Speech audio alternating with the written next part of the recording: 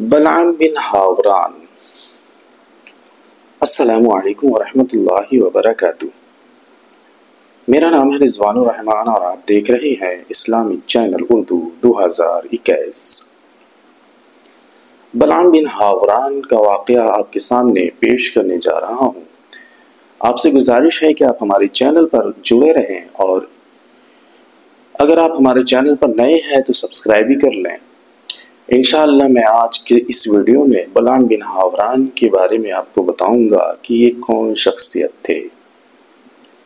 بلعام بن ہاوران اورات کا بہت بڑا عالم، زاہد، اور لوگ جو ہیں اس کی بہت عزت کیا کرتے تھے، احترام کیا کرتے تھے۔ بلعام بن ہاوران کے پاس اس کی قوم گھبرائی ہوئی آئی اور کہا کہ آپ حضرت موسیٰ علیہ نبینا علیہ السلام کے لیے ایسی بد دعا کر دیں کہ وہ شکست کھا کر واپس چلے جائیں۔ اپنی گدھی پر سوار ہو کر پہاڑ کی طرف جانے لگا۔ راستے میں بار بار گدھی رک جاتی۔ اب اس کی مثال کتے کی سی ہے۔ جس طرح کتا ہر وقت زبان باہر نکالے ہوتا ہے، چاہے اس کے پیٹ میں کچھ ہو یا نہ ہو، اس پر بوجھ ڈالے یا نہ ڈالے، اس کی رالیں ٹپکتی رہتی ہے، اسی طرح اس کی گدھے کی رالیں ٹپک رہی تھی۔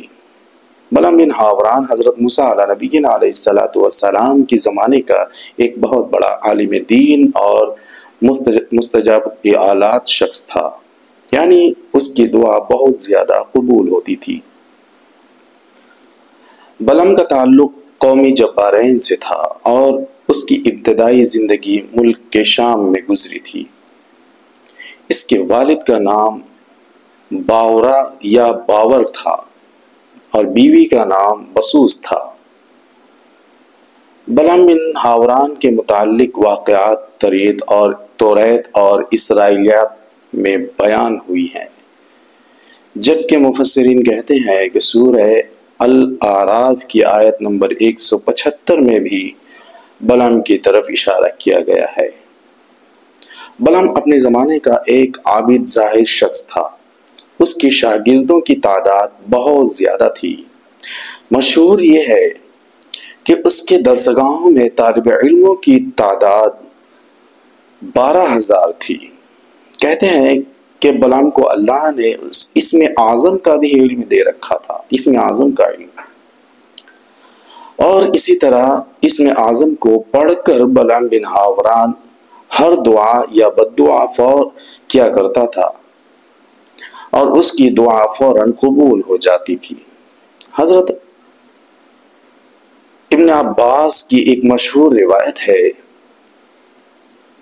کہ جب فرعون اور اس کے لشکر کو اللہ نے دریائے نیل میں غرق کر دیا اور حضرت موسیٰ علیہ نبینا علیہ السلام کو بنی اسرائیل کے ساتھ نجات عطا کی تو اللہ نے حضرت موسیٰ کو عماقہ یعنی قوم جبارین سے جنگ کرنے کا حکم دیا تھا تاکہ شام کے مقدس سرزمین بنی اسرائیل کو مل جائے۔ لہٰذا حضرت موسیٰ علیہ السلام ایک لشکر لے کر کینان کی طرف بڑھ گئے۔ قوم جبارین کو جب اس حملے کی خبر ہوئی تو وہ بہت پریشان ہوئے، چنانچہ قوم کے لوگ بلعام بن ہاوران کے پاس آئے اور کہا کہ آپ اللہ کے بہت بڑے ولی ہیں اور آپ کی ہر دعا قبول ہو جاتی ہے۔ موسیٰ علیہ السلام اپنے ساتھیوں کے ساتھ ہم پر حملہ آور ہونے والا ہے، اس لیے آپ موسیٰ علیہ السلام کے لیے بد دعا کر دے تاکہ وہ اور اس کا لشکر تباہ و برباد ہو جائے اور یہاں سے واپس لوٹ جائے۔ اس پر بلعام بن ہاوران نے جواب دیا کہ تمہارا برا ہو، موسیٰ اللہ کی نبی ہیں اور ان کے ساتھ مومنین اور فرشتوں کا لشکر ہے۔ میں ان کو فتح کر کے اپنی دنیا اور آخرت برباد نہیں کر سکتا، لیکن قوم کے لوگ بہت اصرار کرنے لگے تو اس نے کہا کہ اچھا، میں خدا سے استخارہ کروں گا۔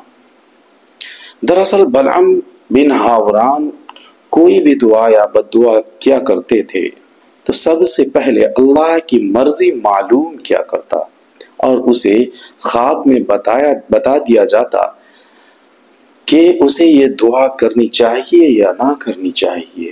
لہٰذا بلعام نے جب استخارہ کیا تو اسے خواب میں موسیٰ علیہ السلام کے خلاف بد دعا کرنے سے سختی سے منع کیا گیا، لیکن قوم کے لوگوں نے بلعام کی خدمت میں بے شمار تحفے، تحائف اور مال و دولت کے ڈھیر لگا دی اور اصرار کیا کہ وہ بس ایک دفعہ موسیٰ علیہ السلام کے لیے بد دعا کر دیں۔ لہٰذا بلعام کی بیوی نے اسے مشورہ دیا کہ اتنا سارا مال و دولت پوری زندگی بھی محنت کرے تو اکٹھا نہیں کر سکتا، لہٰذا موقع کا فائدہ اٹھانا چاہیے اور اسے یہ مال و دولت قبول کر لینی چاہیے۔ اتنا سارا مال و دولت اور تحفے تحائف دیکھ کر خود بلعام کے دل میں بھی لالچ و حرص پیدا ہو گئی، لہٰذا وہ موسیٰ علیہ السلام کے خلاف بد دعا کرنے کے لیے تیار ہو گیا۔ بلعام بن ہاوران اپنی گدھی پر سوار ہوا اور پہاڑی کی طرف نکل پڑا، لیکن راستے میں بار بار بلعام کی گدھی رک جاتی اور آگے نہ بڑھتی۔ اس پر بلعام اس گدھی کو زور زور سے مارنے پیٹنے لگتا اور اسے آگے بڑھانا چاہتا۔ تبھی اللہ تبارک و تعالی نے اس گدھی کو بولنے کی طاقت عطا فرما دی اور وہ گدھی اللہ کے حکم سے بول کر کہنے لگی کہ اے بلعام، تیری خرابی ہو، تو کہاں جا رہا ہے؟ ذرا غور سے دیکھ، میرے آگے اللہ کے پاک فرشتے کھڑے ہیں جو میرا راستہ روک رہے ہیں اور مجھے پیچھے ڈھکیل رہے ہیں۔ اے بلعام، کیا تو اللہ کے سچے نبی موسیٰ علیہ السلام کے خلاف بد دعا کرے گا؟ لیکن بلعام کے دماغ پر مال و دولت کی لالچ نے اس قدر پردہ ڈال دیا تھا کہ اس نے یہ معجزہ دیکھ کر بھی نظر انداز کر دی اور وہ گدھی کو مار کر آگے بڑھاتا رہا، یہاں تک کہ بلعام بن ہاوران کی اس پہاڑی پر پہنچ چکا۔ روایتوں کے مطابق بلعام نے اس گدھی کو اتنا مارا تھا کہ وہ گدھی مر گئی تھی، اس لیے وہ 3 جانور جو جنت میں جائیں گے ان